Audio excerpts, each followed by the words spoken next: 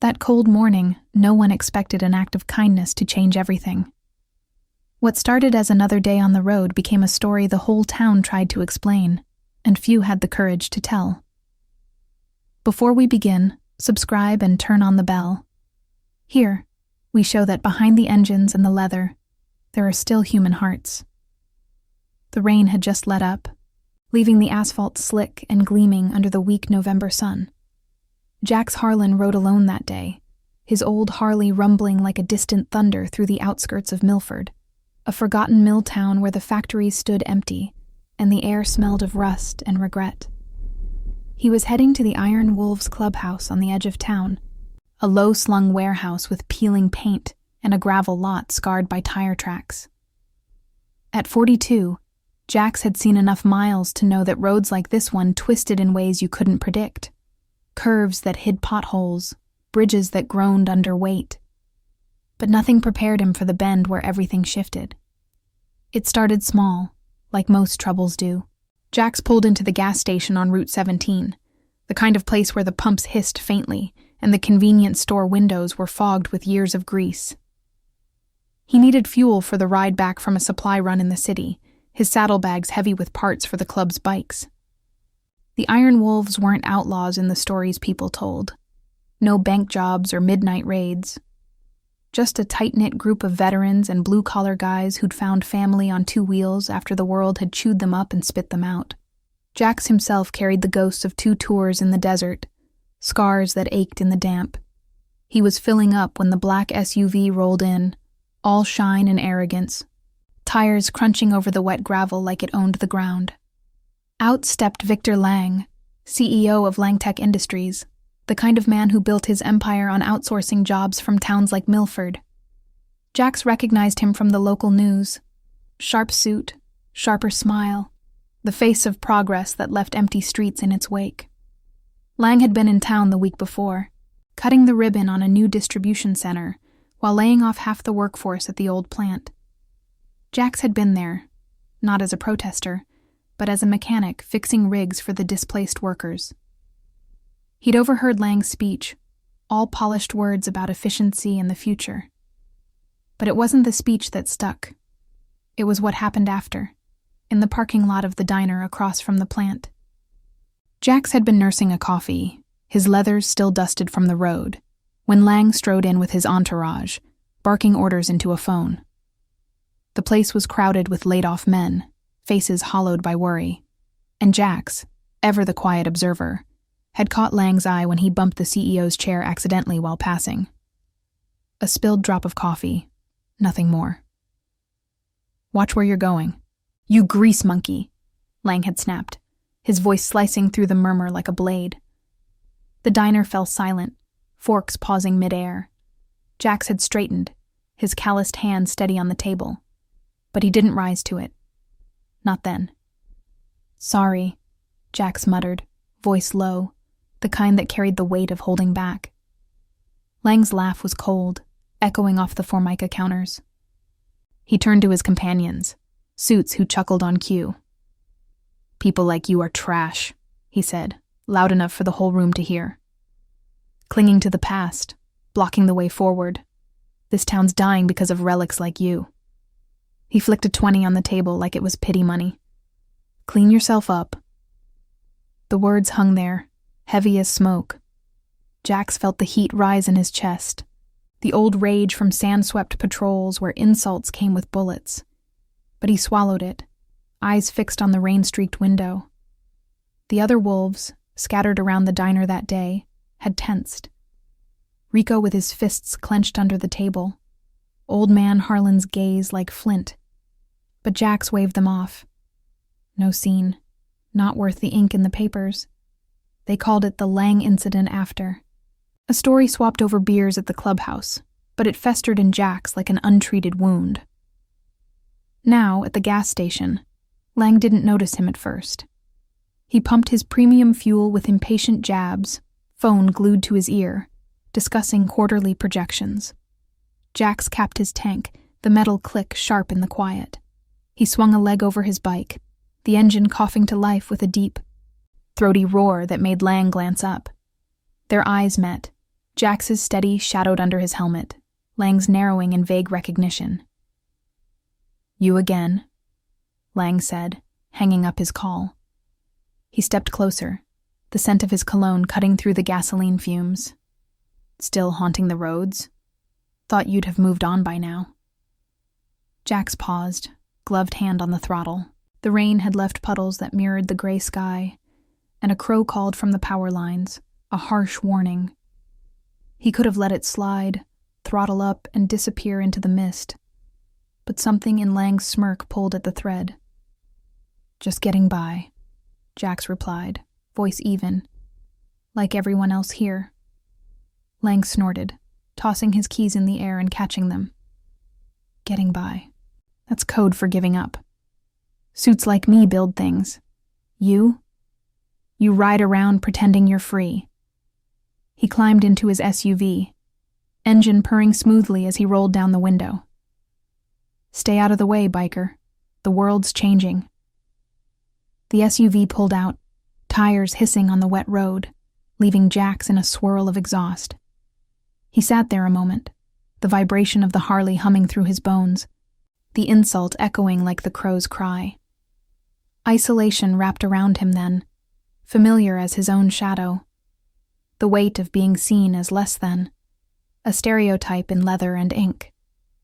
The Iron Wolves were his anchor, brothers who'd shared foxholes and flat tires, but even they couldn't erase the world's judgment. Jax gunned the engine, heading toward town, unaware that the road ahead held a curve sharper than any he'd known. Milford unfolded slowly as he rode, boarded-up shops with faded signs, a hospital on the hill where the parking lot was always half empty, and the central square where kids kicked cans in the drizzle.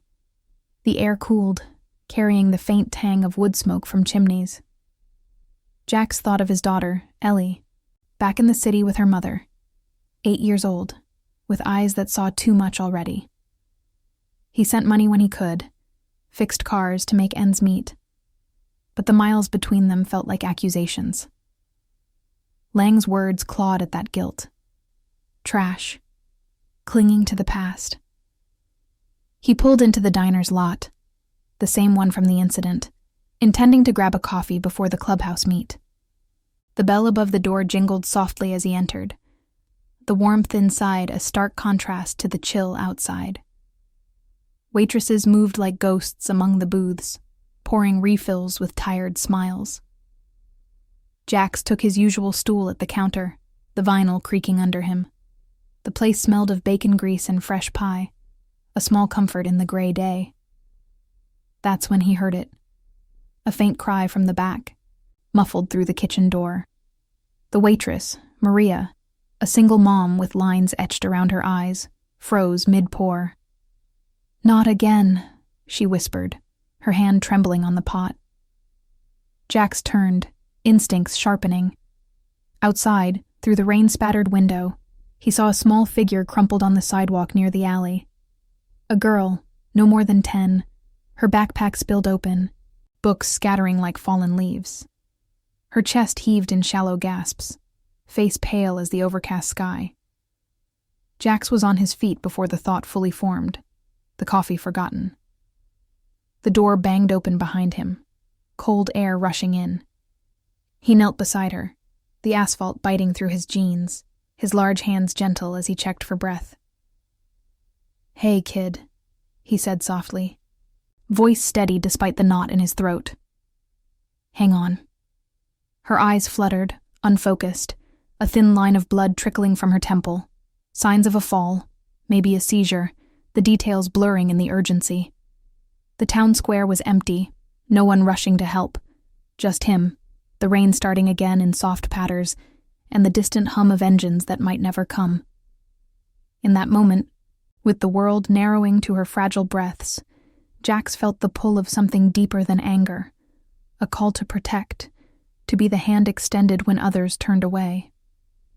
Little did he know, across the street, Victor Lang watched from his SUV, stopped at the light, his face a mask of calculation turning to shock.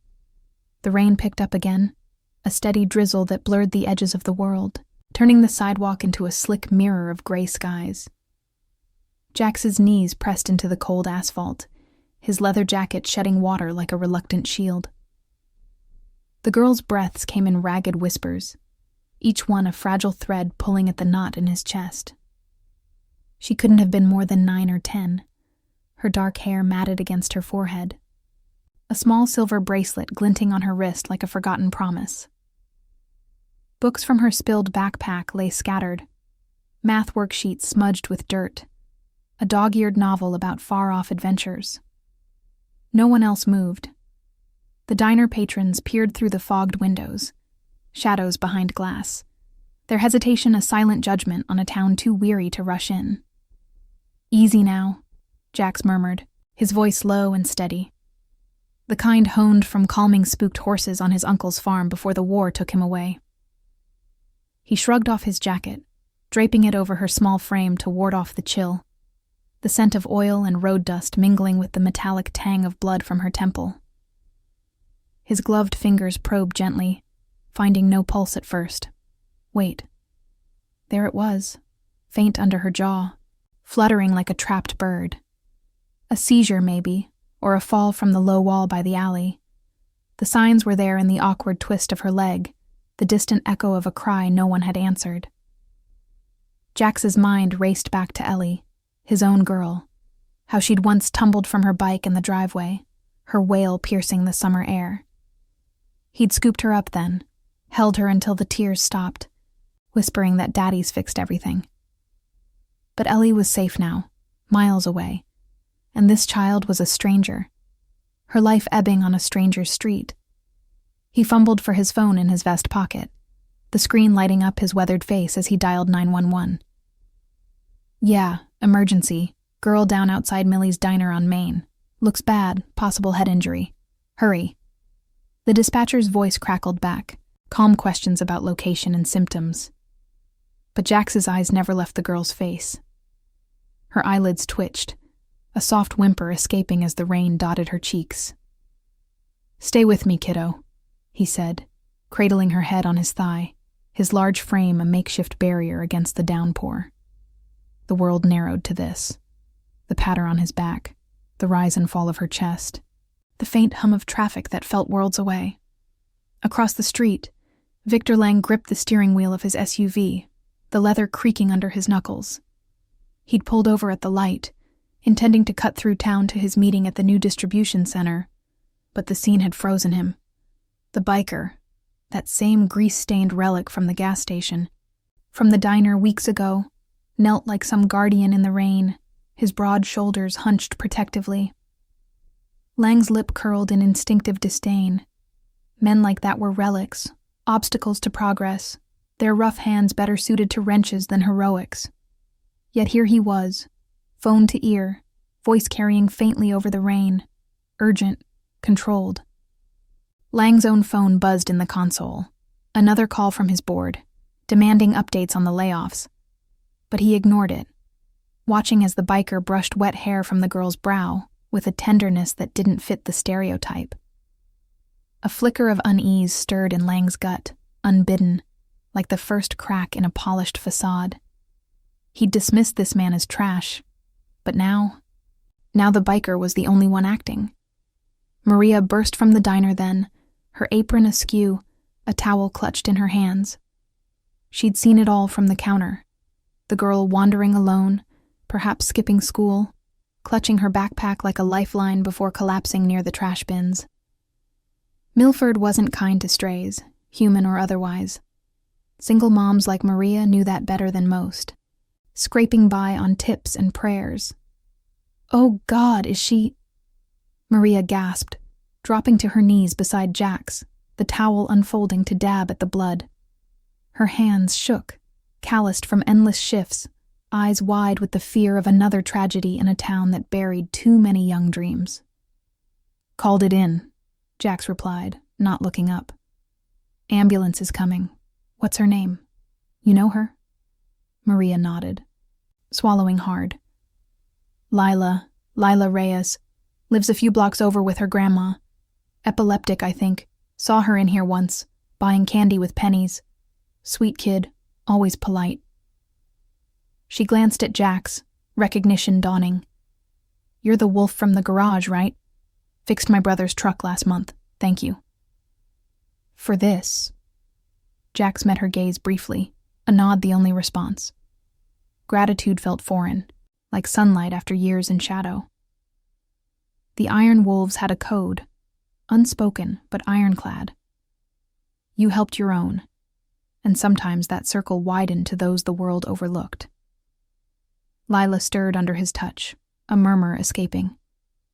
"Mama?" And Jax's throat tightened. No mother in sight, just echoes of absence that mirrored his own regrets with Ellie.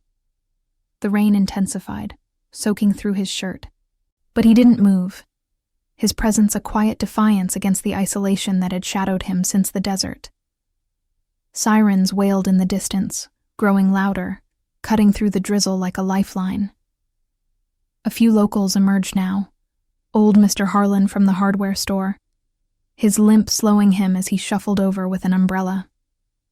Rico, Jax's brother-in-arms, pulling up on his bike with a screech of brakes, helmet tucked under his arm. "What the hell happened?" Rico asked, voice gruff, but eyes scanning for threats, his tattooed arms ready to shield. "Girl went down," Jax said simply, as the ambulance lights flashed blue against the wet pavement. Paramedics spilled out, efficient in their yellow jackets, taking over with stretchers and questions. Jax stepped back, water streaming down his face, watching as they stabilized her. Oxygen mask, gentle lifts, her small hand clutching his jacket still draped over her. One paramedic clapped his shoulder. "Good call, man. You probably saved her." But as Lila was loaded into the rig, her eyes fluttering open to lock on Jax's for a heartbeat, grateful, confused, he felt the weight settle deeper. Across the street, Lang's SUV idled, the CEO's face pale in the dashboard glow. He'd seen enough. The biker's hands, steady where others faltered, the way the waitress had leaned on him, not flinched. Lang shifted into gear, pulling away slowly, the encounter gnawing at him like an unpaid debt. Progress demanded tough choices, layoffs, closures, but this exposed the fragility he'd armored against. The light turned green, and he drove on. But the rearview mirror held the image of the biker standing alone in the rain, a silhouette against the diner's neon sign flickering to life. Back at the curb, Rico slung an arm around Jax's shoulders, the Brotherhood's silent solidarity wrapping around him like the mist. "Club's got your back," Rico said, voice low. "Whatever this stirs up." Jax nodded, retrieving his jacket, the fabric heavy with rain and the faint warmth of a life spared. The ambulance doors slammed, sirens fading into the afternoon gray, leaving the street empty once more. But in Jax's chest something shifted, a crack in the isolation, the first whisper of compassion breaking through the walls he'd built. Milford's judgments lingered, painting the wolves as outcasts, but today, in the quiet aftermath, loyalty had spoken louder than leather or engines. And as the rain eased to a drizzle, Jax mounted his bike, unaware that the threads of this moment would soon tangle with a past he'd long buried, pulling Victor Lang into the fray. The ambulance's taillights blurred into the rain-slicked street, a fading red pulse against the gathering dusk. Jax stood there, water dripping from his hair, the chill seeping into his bones like an old regret. Rico lingered beside him, his bike idling with a low growl, the kind of sound that promised backup without words. The diner's neon sign buzzed to life overhead, casting a pinkish glow on the puddles, turning them into shallow mirrors of the empty sidewalk. Maria hovered in the doorway, towel twisted in her hands, her eyes rimmed red from the scare. "You didn't have to do that," she said softly, stepping out to press a damp napkin into Jax's palm. A small gesture, like offering warmth to a stranger who'd already given too much. "But I'm glad you did, Lila. Her grandma's gonna be lost without her." Jax nodded, pocketing the napkin without meeting her gaze. The act felt raw, exposed, like peeling back a layer of leather to show the scars beneath. He'd knelt for a kid he didn't know, bridged the gap between his shadowed world and this fragile one. But the weight of it pressed down now. The stares from the diner windows, the whispers starting up like distant engines. Milford had its ways of seeing men like him, rough edges, club patches, a threat wrapped in chrome. Saving a life didn't erase that. It just complicated the story. Rico clapped a hand on his shoulder, firm enough to ground him. Come on, brother. Clubhouse. Dry clothes, a beer. Let the town spin its tales. They mounted their bikes, the Harleys coughing to life in unison, a throaty harmony that echoed off the brick walls. As they rode out, the rain eased to a mist, the road winding past sagging porches where porch lights flickered on early. Jax's mind replayed the girl's eyes, wide, trusting in that fleeting moment before the medics took over. It stirred something dormant, a echo of Ellie's laugh from years ago, before the divorce carved canyons between them. He'd failed her then, miles and mistakes piling up like unpaid bills. But Lila, that was a chance to rewrite the script, even if just for a heartbeat. At the Iron Wolves clubhouse, the gravel lot was dotted with bikes, their frames gleaming under floodlights strung from the rafters. The warehouse loomed like a weathered sentinel. Doors rolled halfway open to let out the haze of cigarette smoke and the murmur of voices. Inside, the air hung thick with the scent of motor oil and simmering chili from the communal pot. Home, in all its unpolished glory. Old-timers like Harlan sat at scarred wooden tables, cards fanned out, while younger riders tinkered with engines in the back, sparks flying like fireflies. Jax and Rico pushed through the door, shedding wet layers, the warmth wrapping around them like an old blanket. Word had spread fast. Rico's text from the curb had lit up the group chat. Eyes turned their way, nods of respect rippling through the room. Heard you pulled a good one. Harlan grunted from his corner, his voice gravelly from decades of dust and diesel. The old vet's face was a map of lines, each one a story from Nam or the garage. He slid a steaming mug across the table, black coffee, no frills. Town's already buzzing. Paramedics said you kept her breathing till they got there. Jax took the mug, the heat bleeding into his palms, chasing the cold. Just happened to be there, he said, voice low, deflecting the praise like rain off his visor. But inside, the isolation cracked a little wider. These men weren't saints. Tattoos hid bullet wounds, leathers concealed the ache of lost jobs and broken homes. But they understood the pull to act when the world looked away.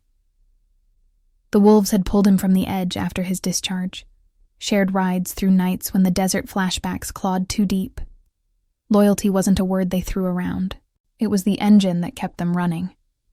Across town, Victor Lang nursed a scotch in his hotel suite. The city lights of the distribution center sprawling below like a sterile promise. The room smelled of polished wood and faint citrus from the minibar, a far cry from the diner's grease. He'd driven straight from the scene. The image of the biker, Jax, was it, seared into his mind. Those steady hands, the quiet command that drew others in. Lang swirled the glass, ice clinking softly, his reflection in the window sharp-suited and unyielding. He'd built Langtech on hard edges, mergers that gutted towns, efficiencies that left ghosts in the rear view. Men like that biker were collateral, relics blocking the upgrade. Trash, he'd called him, and it had felt right then, a dismissal of the dying past. But now? The scotch burned going down, mirroring the unease twisting in his gut. He'd watched from his SUV, engine humming idly, as the biker became the pivot, phone out, jacket offered, voice cutting through the rain. No hesitation, no show. Lang's own entourage would have called security, waited for protocols. Progress meant detachment, right? Yet the girl's pale face lingered, her whimpers faint over the patter. And the waitress leaning on the biker, not shrinking away. It gnawed at him. This glimpse of humanity in the margins he'd written off. His phone lit up. A text from his assistant about the layoff's PR spin, but he set it aside, staring into the dark. For the first time, the road to tomorrow felt a little less certain. Back at the clubhouse, the night deepened, stories unfolding over the clink of bottles. Rico recounted the scene with his usual flair, voices rising in approval. But Jax hung back, nursing his coffee by the window. The rain had stopped, leaving the air crisp, stars pricking through the clouds.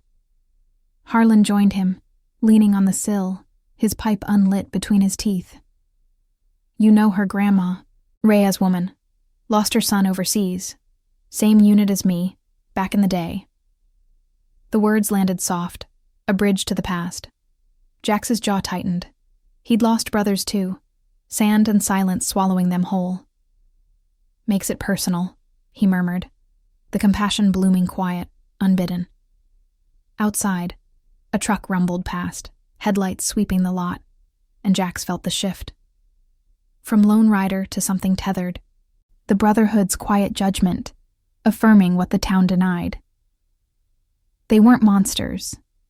They were the hands that caught the falling. As the group settled into laughter and low talk, Jax's phone buzzed, a message from the hospital, relayed through Maria. Lila was stable, asking for the man in the jacket. A small warmth spread, chasing the last of the chill. But in the shadows of Milford, judgment simmered. Cops eyeing the club for incidents, media sniffing for angles on the biker savior. The moral suspense hung heavy, a decision looming: step back into isolation, or stand firm in the light of what he'd started. Comment where you're watching from. I want to know how far these stories of courage and loyalty can travel. The morning light filtered through the clubhouse windows, pale and unforgiving, casting long shadows across the scarred tables where the iron wolves had gathered the night before. Jax woke early, the cot in the back room creaking under his weight as he sat up, the faint ache in his shoulders a reminder of the rain-soaked vigil. Sleep had come in fits, haunted by Lila's fluttering eyelids and the echo of her whisper, "Mama?" A sound that burrowed deep, stirring the dust of his own divided life. He pulled on his boots, the leather still damp, and stepped out into the crisp air, the lot quiet save for the drip of water from the eaves. Rico's bike was gone. He'd headed out for an early shift at the mill, but the Brotherhood's presence lingered like the scent of engine oil on his skin. Jax rode to the hospital alone, the Harley's rumble a steady companion through Milford's waking streets. The town stirred slowly.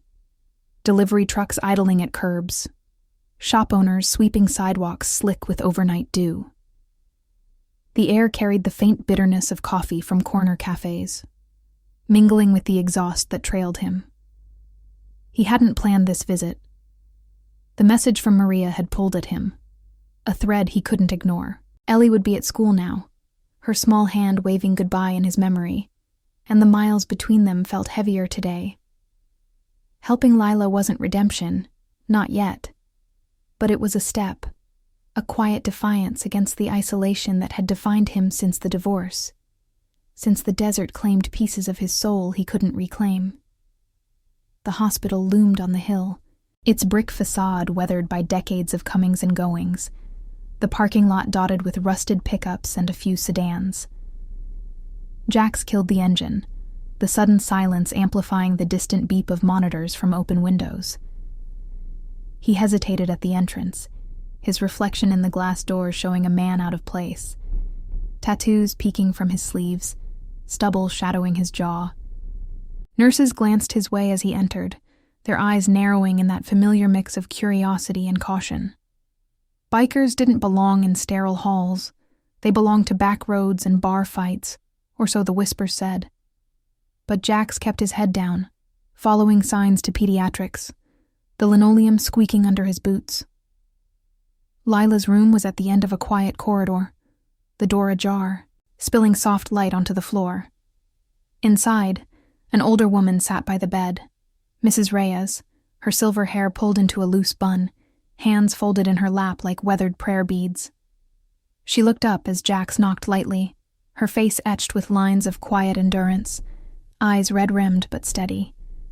Lila slept under crisp sheets, an IV line snaking to her arm, her chest rising evenly now, the color returning to her cheeks. The room smelled of antiseptic and faint flowers from a vase on the sill, a small anchor in the clinical chill. "You the one?" Mrs. Reyes asked, her voice soft, accented with the lilt of old borders crossed long ago. She rose slowly, extending a hand that trembled just slightly. "Maria called. Said you. You stayed with her." Jax nodded, taking her hand gently, his calluses rough against her papery skin. "Jax Harlan. Just passing by. She's tough. Held on good." He glanced at Lila, the bracelet on her wrist catching the light, a simple chain with a heart pendant that tugged at something buried. Mrs. Reyes followed his gaze, her expression softening into a weary smile. "Her mother's," she murmured, sinking back into the chair. "Lost her to the cancer 2 years back. Lila's all I got left. My son. He was overseas like you, I hear. Didn't come home." The words hung there, heavy as the monitor's steady pulse, bridging the gap between strangers.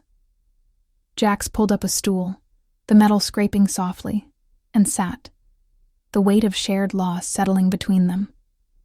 He'd lost a brother in the sands, watched the light fade from eyes too young, and the guilt had ridden with him ever since, nights staring at ceilings, wondering if he'd been fast enough, strong enough. They talked then, in low voices that wove through the room's hush. Mrs. Reyes spoke of Lila's seizures, how the meds were a battle against insurance that never covered enough, how Milford's clinics turned away the uninsured with polite regrets. Jax listened, his hands clasped, the compassion he'd felt in the rain deepening into resolve. "Wolves help out," he said finally, voice even. "Clubs got a fund for things like this. No strings. It wasn't charity. It was the code, protecting the overlooked, the ones society shuffled aside like yesterday's news." Mrs. Reyes's eyes glistened, a hand pressing to her mouth to hold back the tremor. "People see your patches and cross the street. But you saw my girl when no one else did."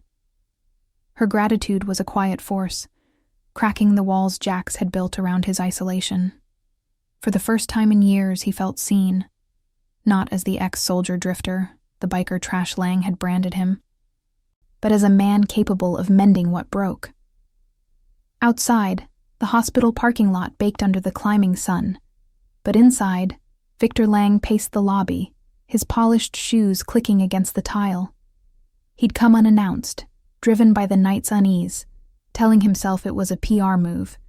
Visit the girl, spin a story of corporate compassion for the local paper.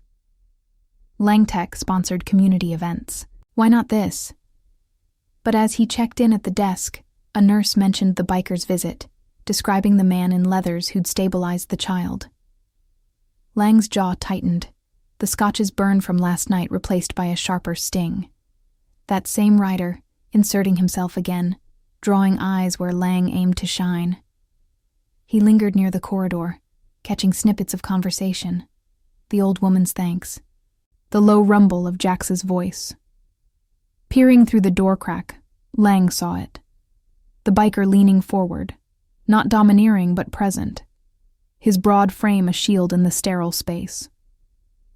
Mrs. Reyes touched his arm, a gesture of trust that twisted something in Lang's chest. He'd humiliated this man, dismissed him as obsolete, yet here he was, weaving into lives Lang's efficiencies had frayed. The layoffs at the plant had hit families like the Reyes, her son a veteran, perhaps one of the ghosts left behind. Guilt flickered, unbidden, a moral fault line cracking his certainty. Lang turned away, phone in hand, dialing his assistant with clipped instructions, donate to the hospital, anonymously. But as he strode out, the SUV's door slamming behind him, the encounter festered. The biker wasn't just saving a girl. He was exposing the hollows in Lang's empire. The human cost of progress, the loyalty he'd traded for boardroom nods. Retaliation simmered, subtle at first, a call to the local sheriff, hinting at club involvement in disturbances. But beneath it, a deeper conflict brewed. Confront the man who'd upended his worldview, or let the silence judge them both. Back in the room, Jack stood to leave as Lila stirred, her eyes opening to find him. "You came," she whispered, voice small but clear, a smile ghosting her lips. He ruffled her hair gently, the gesture echoing his goodbyes to Ellie. "Get strong, kid. I'll check in."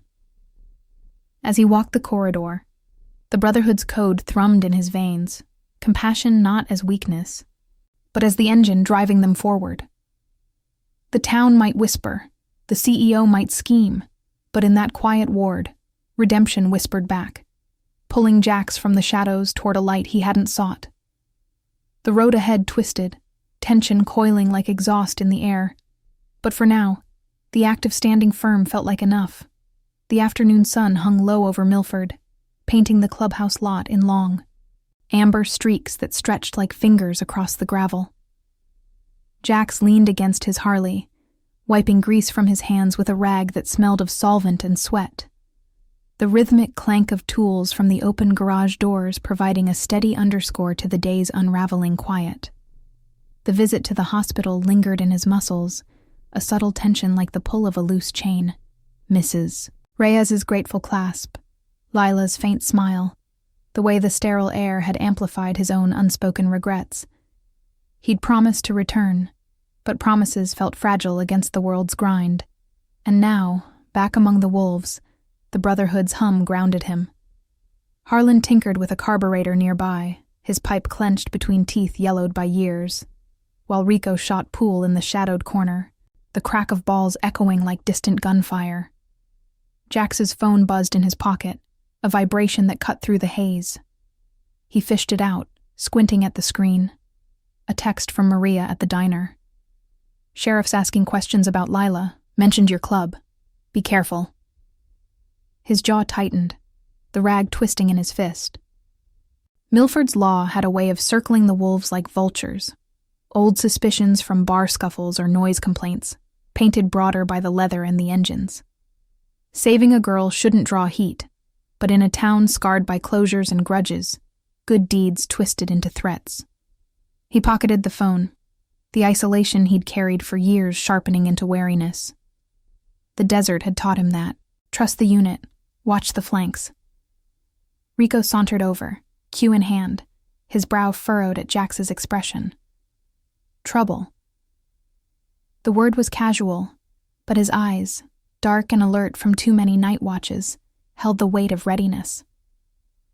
Rico had been with Jax in the sands, pulling him from a convoy wreck under fire, their bond forged in blood and silence. The wolves weren't a gang, they were survivors, piecing together lives from fragments the system discarded. "Sheriff's sniffing," Jax replied, voice low, the sun warming his back through the thin shirt. "About the girl. Like we had something to do with it." He glanced toward the road, where dust motes danced in the light, the faint whine of an approaching vehicle pricking his ears. Contained rage simmered beneath his calm, a slow burn from Lang's barbs, now fueled by this intrusion. But compassion tempered it. Lila's face flickered in his mind, her small hand clutching the sheet, and he wouldn't let the town's judgments drag her into the mud.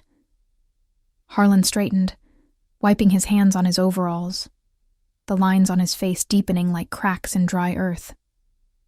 Lang's doing, bet my last wrench. Saw his type in Nam, suits pulling strings from bunkers.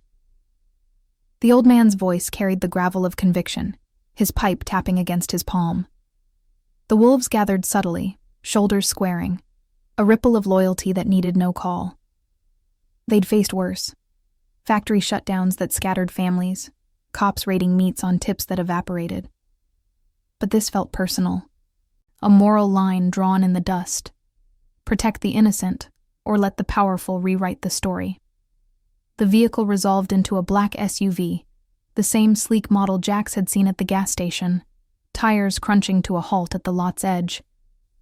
Victor Lang stepped out, suit impeccable despite the road dust, his face a mask of calculated resolve. No entourage this time, just him, briefcase in hand, the sun glinting off his watch like a warning. Jax's pulse steadied, the engine's distant hum in his memory, a reminder to hold the line. Lang approached slowly, eyes scanning the group, the tattoos, the bikes lined like sentinels, before settling on Jax with a flicker of recognition that bordered on unease. "Mr. Harlan," Lang said, voice smooth as polished chrome, extending a hand that Jax ignored. The air thickened, carrying the faint scent of his cologne clashing with the garage's oil. "Heard about your involvement yesterday.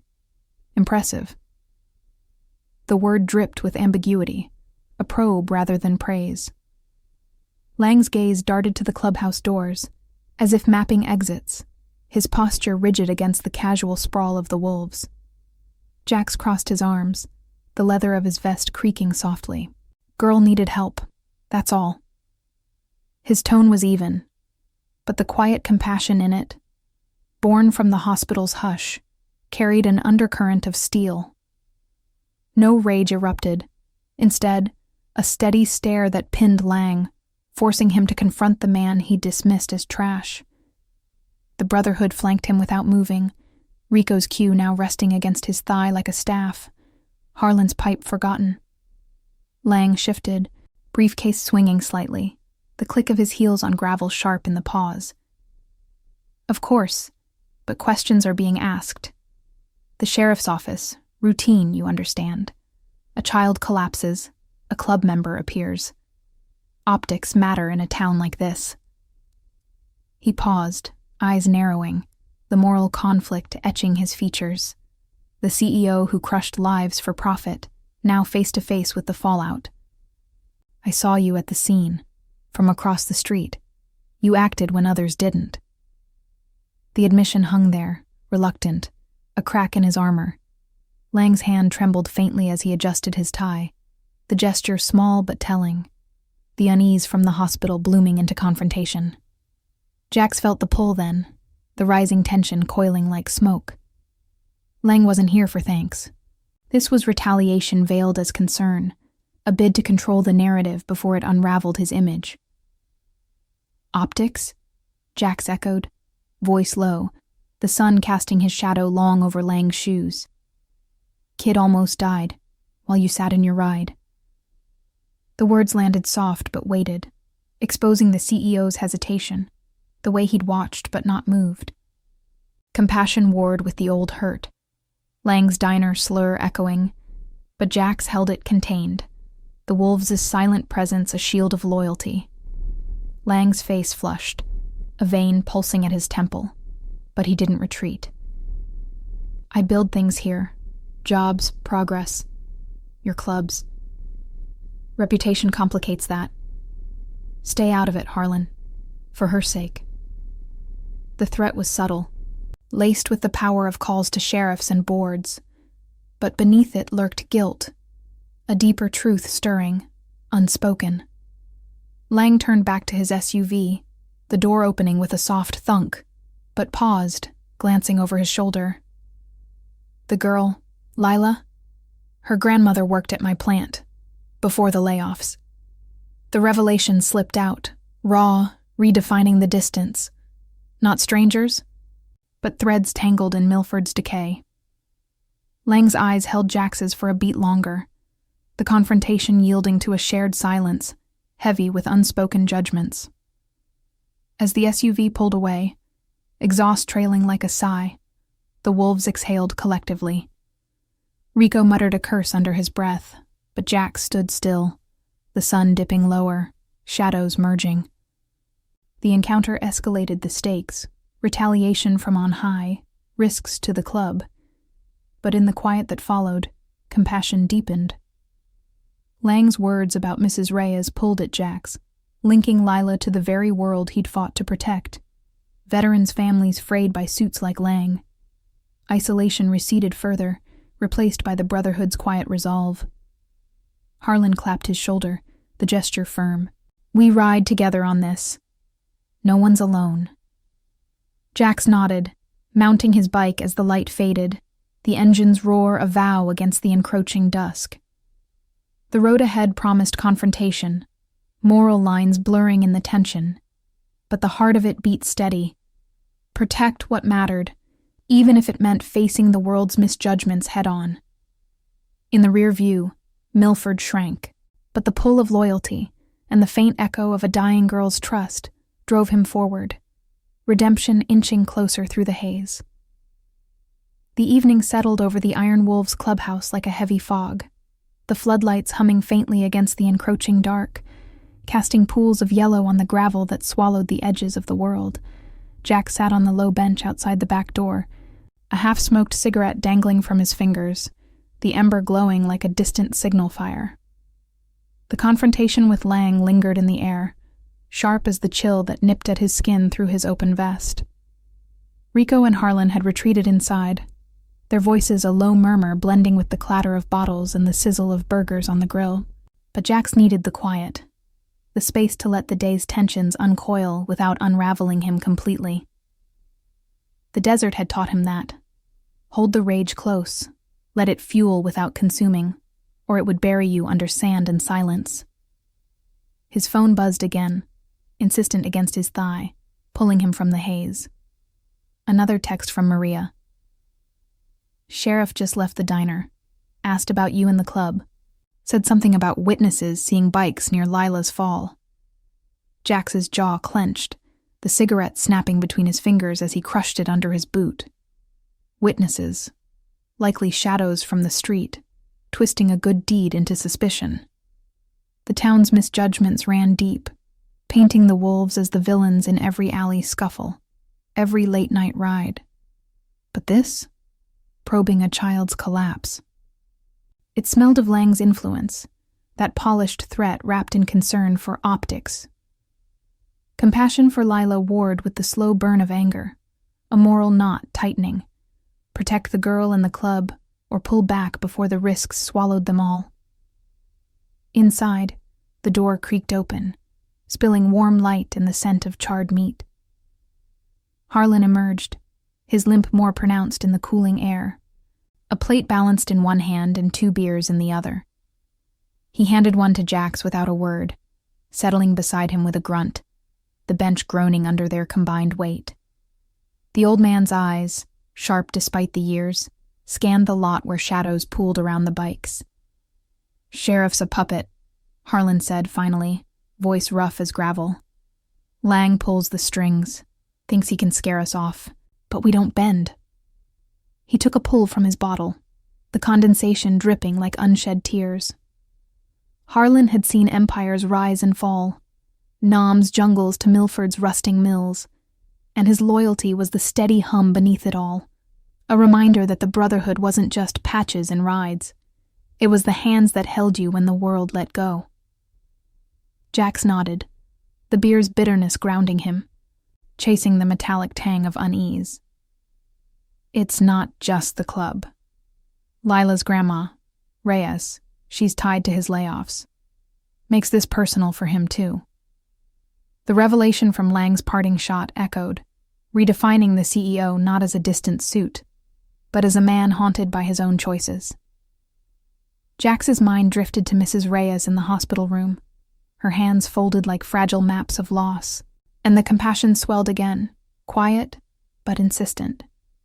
He'd lost his own anchors, the war-taking brothers, the divorce-stealing Ellie, and seeing Lang's empire, fray families like hers stirred a contained rage, not explosive, but deep, like the rumble of thunder over empty plains. A low rumble cut the night, engines approaching, not the casual growl of club brothers, but the authoritative purr of patrol cars. 2 sheriff's vehicles rolled into the lot, lights off but strobes ready, gravel crunching under tires that spoke of authority unchallenged. Jax and Harlan rose slowly, the door behind them banging open as Rico and the others spilled out. A wall of leathers and steady gazes. The lead deputy stepped from his cruiser, badge glinting under the lights, his face set in that practiced neutrality that hid judgments. "Mr. Harlan," he called, voice carrying over the idling motors. Need to ask about yesterday. Reports of a disturbance near the diner. Bikes revving. A girl involved. Mind if we talk? The air thickened, the scent of cooling engines mixing with the faint ozone of tension. Jax stepped forward, hands visible and empty, his posture open but unyielding. No disturbance. Girl collapsed. I helped till the ambulance came. His words were measured, emotion tucked behind the calm, but inside, the moral suspense coiled tighter. Cooperate and risk the club's scrutiny, or push back and invite retaliation? The deputies exchanged glances, one scribbling notes, the other eyeing the clubhouse like it held secrets in the shadows. Rico shifted beside Jax, his presence a silent vow, the Brotherhood's loyalty a barrier no badge could breach. From the darkness beyond the lot, headlights pierced the fog. A sleek SUV, Lang's, idling at the road's edge like a spectator to his own storm. The CEO didn't emerge, but Jax felt his gaze, heavy with calculation, the confrontation escalating without words. This was the risk made real. Lang's subtle pressure turning goodwill into suspicion, forcing Jax to defend not just a child, but the fragile humanity the town refused to see in men like them. A deputy's radio crackled, pulling their attention, and after a tense exchange, questions about timelines, alibis, the club's history, they retreated, cruisers pulling away with a swirl of dust. But the damage lingered, whispers of raids or fines hanging like exhaust. As the lot emptied back into the clubhouse, Jax lingered, the beer's warmth fading against the night's bite. Harlan clapped his shoulder, the gesture rough but affirming. We stand. For the girl, for us. Inside, voices rose in quiet resolve, plans to check on Mrs. Reyes, to pool funds for Lila's bills. The community weaving tighter, redemption threading through the rage.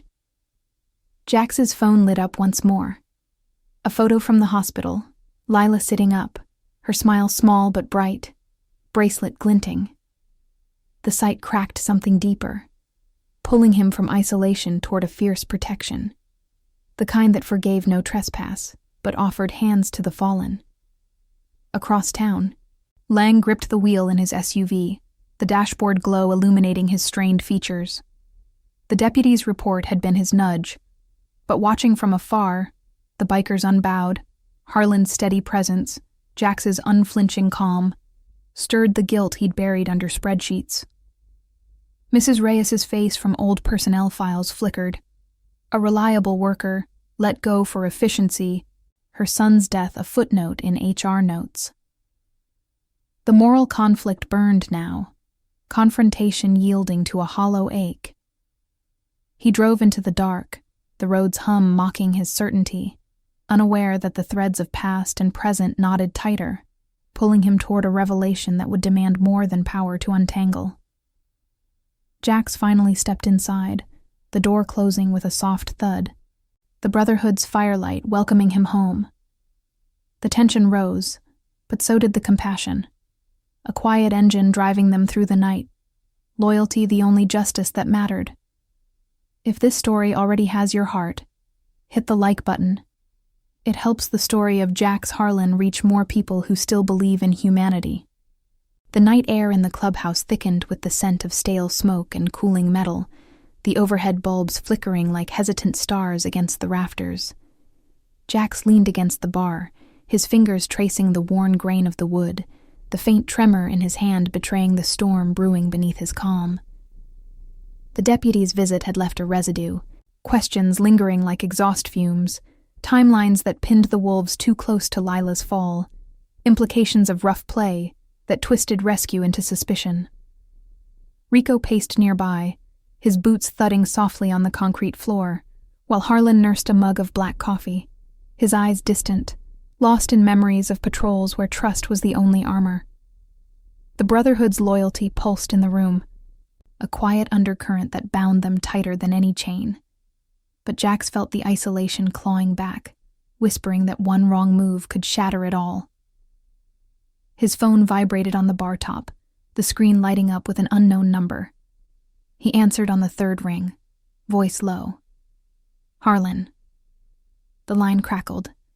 Then a woman's voice, Mrs. Reyes, breathless, edged with fear. "They're here, at the house. Sheriff, asking about Lila, about you. Said something about witnesses seeing bikes. I don't know what to do." Her words fractured, a sob catching like a snag in fabric. Jax's grip tightened, the phone creaking in his palm, compassion surging hot against the rage. "Stay calm. I'm coming. Don't say anything without me." He hung up, the silence in the clubhouse deepening as he relayed it, the wolves stirring like a hive roused. Rico grabbed his keys, face hardening into resolve. "We ride. Now." Engines roared to life outside, a chorus of defiance cutting the night. Headlights slicing through the fog as 4 bikes peeled out, Jax leading the pack. The road to the Reyes neighborhood wound through Milford's underbelly.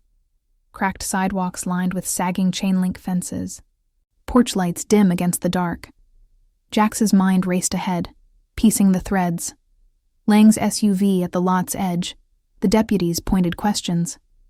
Retaliation, pure and veiled, aimed at dismantling what he'd built in that rain-soaked moment. The wind whipped cold against his face, carrying the faint salt of unshed tears, Ellie's distant voice echoing in his thoughts. "Daddy, why can't you stay?" A reminder that protection wasn't abstract. It was the ache of holding on when everything slipped. They pulled up to the small bungalow on Elm Street, its paint peeling like old skin under the single street lamp. The sheriff's cruiser idled in the drive, blue lights pulsing low, casting erratic shadows on the lawn. Mrs. Reyes stood on the porch, arms wrapped around herself, her face pale in the glow. Lila peered from the window inside, eyes wide, the heart bracelet catching the light like a beacon.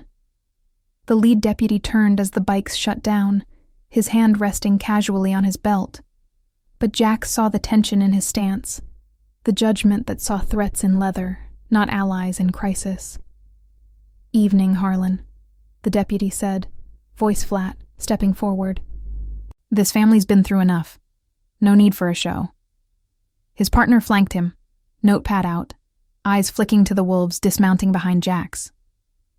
Mrs. Reyes moved to his side, her hand brushing his arm in silent plea, the touch grounding him like an anchor in rough seas. "Not a show," Jax replied, voice steady, though his pulse thrummed with contained fury.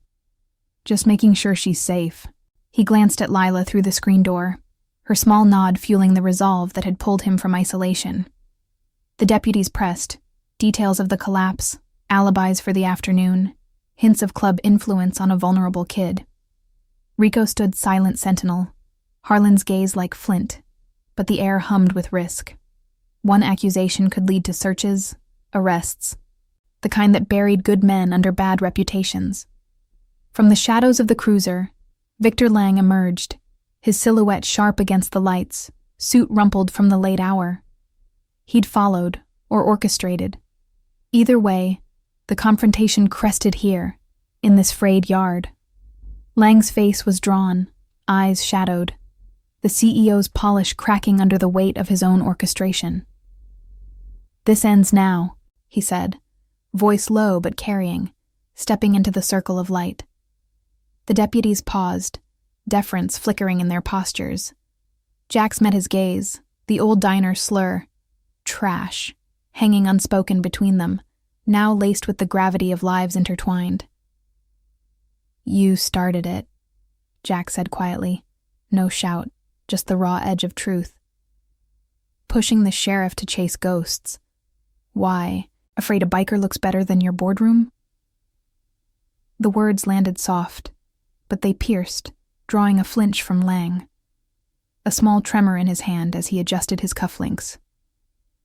Mrs. Reyes gasped beside Jax, piecing it together, her eyes darting between them. Lang's jaw worked, the moral conflict etching deeper lines on his face. The reports. The club near her fall. It raised flags. for her safety. But his voice wavered, the lie thin as fog. The deputy shifted uncomfortably, sensing the shift, but before he could interject, Mrs. Reyes spoke, her voice trembling yet firm. "My son, Carlos, he served with you, Mr. Harlan, in the desert. Wrote about a Jax, said you pulled him from a wreck, carried him miles under fire, saved his life." She turned to Lang, eyes hardening. "And you laid me off after. Said efficiency. But Carlos died waiting for that pension you cut." The revelation hit like a sudden rain, redefining the night. Jax's breath caught, memories flooding. The convoy ambush, sand choking the air, Carlos Reyes's laugh cutting through the fear before the blast. He'd mourned him in silence, a brother lost to the machine of war, never knowing the family left behind. Lila, Carlos's niece, stared from the door, the connection snapping into place, her bracelet now a talisman of shared grief. Jax's hand trembled, reaching for the porch rail, the tough exterior fracturing to reveal the father, the veteran hollowed by loss. Isolation shattered. This wasn't chance, but fate's quiet weave, binding his past to the girl he'd saved. Lang staggered back a step, face ashen, the deeper truth exposing his role, not just in layoffs, but in the ripple of neglect that orphaned Lila's world. Guilt twisted in his eyes, raw and unarmored, the CEO confronting the humanity he'd dismissed. "I didn't know," he whispered, voice breaking, the confrontation yielding to a profound silence. The deputies exchanged uneasy glances, the accusations dissolving in the weight of it all, retreating to their cruiser with mumbled apologies. As the taillights faded, Jax knelt before Lila, her small hand finding his, the warmth chasing the chill. "Uncle Jax," she murmured, the name a bridge across years. Mrs. Reyes enveloped them both, tears silent on her cheeks, the community of outcasts forging stronger in the dark. Lang stood apart, watching, his empire's shadows lengthening, the moral arc bending toward redemption he could no longer ignore. The wolves lingered, engines quiet, their presence a vow etched in the night. Jax rose, the revelation settling like dawn's first light. Strength not in leather or power, but in the ties that healed the broken. Tension eased, but the path forward gleamed with quiet justice, loyalty, the thread pulling them all toward forgiveness. The porch light flickered weakly on the Reyes bungalow, casting elongated shadows that danced like ghosts across the overgrown lawn, the night air thick with the scent of damp earth and distant rain. Jack stood frozen for a heartbeat, Lila's small hand still warm in his. Her eyes, mirrors of Carlos's own, fierce and unyielding, holding him in place. The revelation hung between them all, a bridge forged from sand-swept memories and Milford's quiet cruelties, pulling the threads of loss into a tapestry none had foreseen. Mrs. Reyes's tears traced silent paths down her cheeks, her arm around Lila's shoulders a fragile anchor in the unraveling dark. The iron wolves formed a loose circle behind Jack's, their silhouettes solid against the fading cruiser lights, engines silent but ready, the Brotherhood's loyalty a palpable hum that needed no words. Lang lingered at the yard's edge, his suit disheveled, the polished facade crumbling like ash under the weight of Mrs. Reyes's words. His face, illuminated by the street lamp's harsh glow, was a map of fractures, eyes hollowed by the mirror of his own making. The CEO who had signed off on efficiencies now confronting the human echoes. Carlos's unfulfilled pension, a mother's grief compounded, a child's world narrowed to hospital beds and seizures. I authorized those cuts, he admitted, voice barely above a whisper, the confession slipping out like a breath held too long. No bluster now, just the raw edge of guilt, his hands unclenching at his sides, trembling faintly as if grasping for the briefcase that wasn't there. The deputy's cruiser pulled away fully, taillights dissolving into the fog-shrouded street, leaving the silence to judge. Jax released Lila's hand gently. rising to face Lang, the porch steps creaking under his boots. Compassion warred with the contained rage that had simmered since the diner. Lang's slur, the gas station smirk, the subtle pressures that had drawn the sheriff like a moth to flame. But here, in the quiet aftermath, the veteran's code surfaced. Not vengeance, but truth, the kind that healed fractures rather than widening them. "Carlos was my brother out there," Jack said, voice low and steady, the words carrying the dust of distant dunes. "Pulled him from that wreck, carried him till the medevac came, laughed about it later, said he'd buy the first round when we got home." He paused, the memory tightening his throat, Ellie's distant face flickering in his mind, a reminder of his own unfinished debts. "You took what was left of him from his family. But it's not too late to fix what's broken." Mrs. Reyes stepped forward, her posture straightening despite the weariness etched in her frame, the silver cross at her neck glinting like a quiet vow. "My boy wrote about you, Jax. Said men like you were the real strength, not the orders from above, but the ones who stayed when it counted." She turned to Lang, her gaze softening not with forgiveness, but with the weary compassion of one who'd buried too much. "Lila needs her meds, her checkups. The plant's closure left us with nothing. If your company's so about progress, prove it. Not for me. For her." The words landed soft, a plea wrapped in steel, exposing the moral chasm Lang had bridged with his ambitions. Lang swallowed hard, the night air cooling the flush on his neck, his eyes darting to Lila, who clutched her grandmother's skirt, watching him with wide, unflinching trust in the stranger who'd become her shield. The girl's bracelet swayed gently, the heart pendant a symbol of the mother lost, the uncle gone, now tied to this improbable circle of outcasts. For Lang, the revelation deepened the cut. Not just a layoff statistic, but a chain of lives his decisions had frayed, echoing his own buried regrets. A father estranged by boardroom hours, a marriage dissolved in the pursuit of more. He nodded slowly, the gesture small but seismic, pulling a card from his pocket. His direct line, unfiltered by assistance. "I'll cover it. The bills, the care, and the pension. Backdated. For Carlos." His voice cracked on the name, the CEO's armor yielding to the man beneath, redemption's first tentative step in the face of silent justice. The wolves shifted, Rico's hand resting on Jax's shoulder, a subtle affirmation that rippled through them all. No cheers, no raised fists, just the quiet hum of loyalty, the kind that stood firm when society turned its back. Harlan lit his pipe at last, the tobacco's earthy scent curling into the air, a nod to battles won not with guns, but with presence. Jax felt the isolation of years peel away, layer by layer, replaced by this woven community. The club that had caught him after the war, the family he'd unknowingly protected, even Lang's faltering bridge toward amends.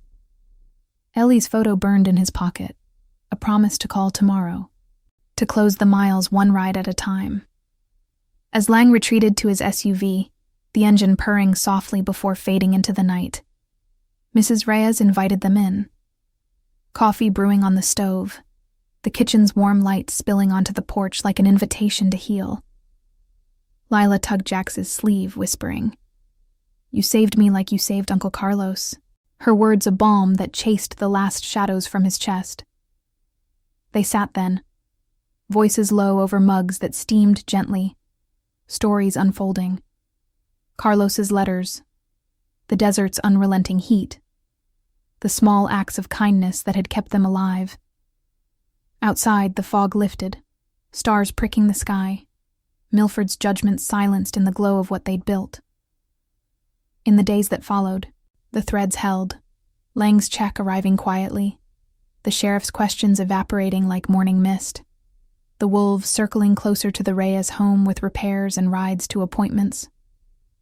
Jax rode more often to the city, Ellie's hugs bridging the gaps, his heart evolving from guarded isolation to an open road of compassion. Strength, he realized in the quiet miles, wasn't the roar of engines or the cut of suits.